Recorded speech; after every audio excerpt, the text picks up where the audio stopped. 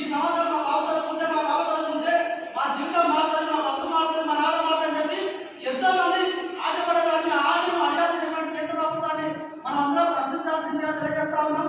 అదేవిధంగా ఈరోజు ఈ నీట్ పరీక్ష 24 లక్షల మంది దాదాపు పరీక్ష రాసడం కోసం నెట్ సెంటర్ల దగ్గర, మీసేవ సెంటర్ దగ్గర లైన్లో క్యూ కట్టి దాదాపు గంటల తరబడి సర్వర్ ప్రాబ్లం ఉందంటే, సర్వర్ బిజీ ఉందంటే గంటల తరబడి నిలబడి అవసరాన్ని సర్వర్ అయ్యేంటే మరోజు చార్జీల పైసలు లేకుండా కూడా మిత్రులను, సన్నిహితులను, బంధువులను అందరూ నుంచి కూలింగ్ చేసి చాలా మంది ఇబ్బంది పడి చదువుకుంటే వాళ్ళ బతుకు ఆగమైపోయింది. కాబట్టి వాళ్ళు ఎవరైతే ఇబ్బందుల పాలయ్యారో కేంద్ర ప్రభుత్వం గుర్తించి వారిని తక్షణంగా ఆదుకోవాలని చెప్పి, అదేవిధంగా ఈ నీట్ పరీక్షను సిట్టింగ్ జడ్జి లేదా విచారణ జరిపించాలని చెప్పి మేమంతా తెలియజేస్తూ ఈ అవకాశం ఇచ్చిన అందరికీ పేరు ధన్యవాదాలు తెలియజేస్తూ, చాలా మంది ఫోన్ చేసినప్పుడు ఏమన్నంటే దీనిపైన ఉమ్మడి కార్యక్రమం తీసుకున్నామని చెప్పారు.